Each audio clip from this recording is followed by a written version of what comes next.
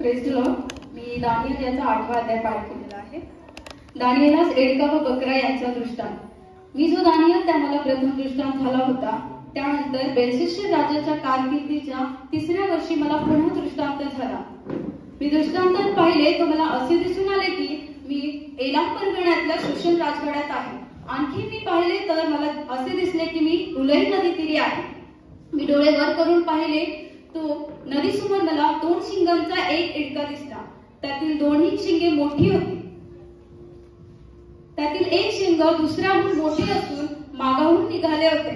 तो एडका पश्चिमेस, उत्तरेस व दक्षिणेस धडका मारित आहे असे मी पाहिले. कोणी पशु त्याच्या समोर उभा राहिना व त्याच्या तडाख्यातून सोडावयास कोणास सामर्थ्य एखाद्या सोडवावयास कोणास सामर्थ्य नव्हते. तो आपल्या मनास येईल तसे करी असा तो प्रबल झाला. मी विचार करत होतो तो पहा, पश्चिम दिशेकडून एक बकरा सर्व पृथ्वी आक्रमून आला. येताना त्याने जमिनीस पाय लावला नाही. त्या बकऱ्याच्या डोळ्यांच्या मधोमध एक ठळक शिंग होते. मी जो 2 शिंगांचा एडका नदीसमोर उभा राहिलेला पाहिला होता तो त्याकडे गेला व त्याने आपले सर्व बळ खर्चून वेशाने त्याला धडक मारली. मी पाहत होतो तो त्या एडक्याजवळ गेला व त्याने क्रोधाने खवळून त्याला धडक मारली व त्याची दोन्ही शिंगे मोडून टाकली. त्याच्यासमोर टिकाव धरण्याची त्या एडक्यात शक्ती नव्हती. त्या बकऱ्याने त्याला जमिनीवर पाडून तुडवले. त्या एडक्यास त्याच्या हातातून सोडवण्याचे सामर्थ्य कोणाला नव्हते. तो बकरा अतिप्रबल झाला. तो बलिष्ठ झाला असताना त्याचे मोठे शिंग मोडले आणि त्याच्याऐवजी त्याला 4 बाजूस 4 ठळक शिंगे फुटली. त्यातील एका शिंगातून एक लहान शिंग निघाले. त्याची दृष्टी दक्षिणेस, पूर्वेस व त्या वैभवी देशाकडे पराकाष्ठेची झाली. त्याची वृद्धी होऊन ती आकाशगणांपर्यंत जाऊन पोहोचली व त्याने त्या गणांपैकी व त्या ताऱ्यांपैकी काहींना जमिनीवर पाडून तुडवले. एवढेच नव्हे तर त्या गणांच्या अधिपतींबरोबर तो स्पर्धा करू लागला. त्याला नित्य होत असलेले यज्ञयाग त्याने बंद केले. त्याचे पवित्र स्थान त्याने पाडून टाकले. लोकांच्या पातकास्तव ते सर्व सैन्य त्याच्या स्वाधीन करण्यात आले. त्याने सत्य मातीस मिळवले आणि त्याने आपला मनोरथ सिद्धीस नेला. मग मी एका पवित्र पुरुषास बोलताना ऐकले. दुसरा एक पवित्र पुरुष त्या बोलणाऱ्यास म्हणाला,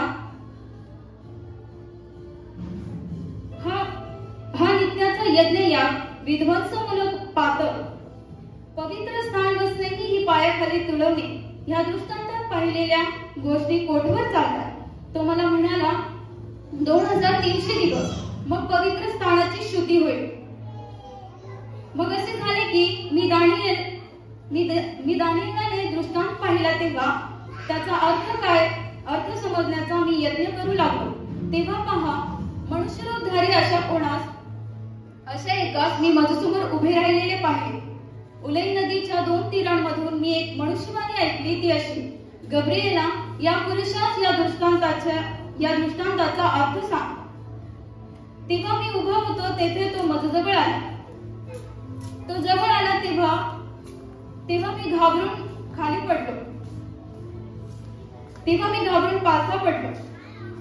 तो मला म्हणाला, हे मानवपुत्रा, ह्या दृष्टांताचा अर्थ समजून घे. हा दृष्टांत शेवटल्या काळासंबंधी आहे. तो माझ्याबरोबर बोलत असता मी जमिनीवर पालथा पडलो व मला गाढ निद्रा लागली. पण त्याने मला स्पर्श करून उभे केले. तो मला म्हणाला,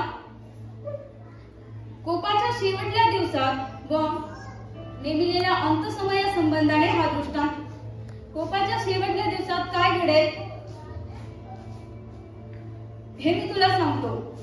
नेमिलेल्या अंतसमया संबंधाने हा दृष्टांत आहे. तू जो 2 शिंगांचा एडका पाहिला ते मेदे व पारस यांचे राजे.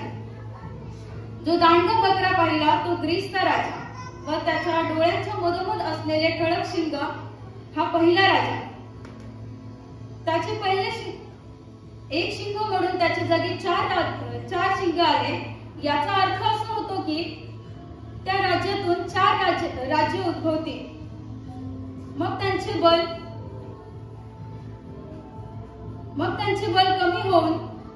कमी होईल व ते मग त्यांचे बल पहिल्या राज्या इतके राहणारच नाही.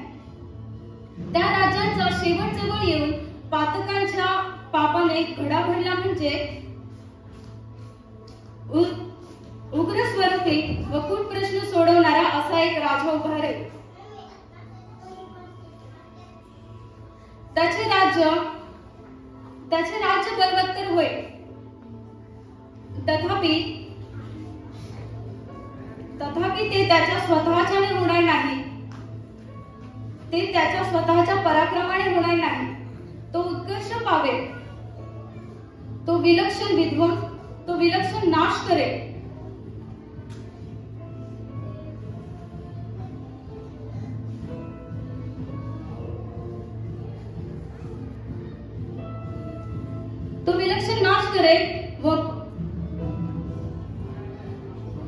व पुष्कळांचा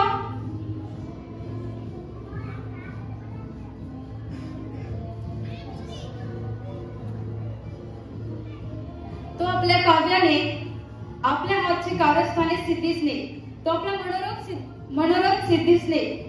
तो आपल्या काव्याने आपल्या हातची कारस्थाने सिद्धीस नेईल व उन्मत्त होऊन निर्भय असलेल्या पुष्कळांचा तो छळ करेल. पुष्कळांचा तो नाश करेल. जो हा अहोरात्रीचा दृष्टांत मी सांगितला तो खरा आहे. हा दृष्टांत जपून ठेव, कारण हा दीर्घ काळासाठी लागू आहे. मग असे झाले की मग दानिएलला मूर्छा आली व मी आजारी पडलो. त्यानंतर मी उठून राजाचे कामकाज पाहू लागलो. हा दृष्टांत पाहून मी विस्मयित झालो, पण हा कोणास कळाला नाही. आमेन.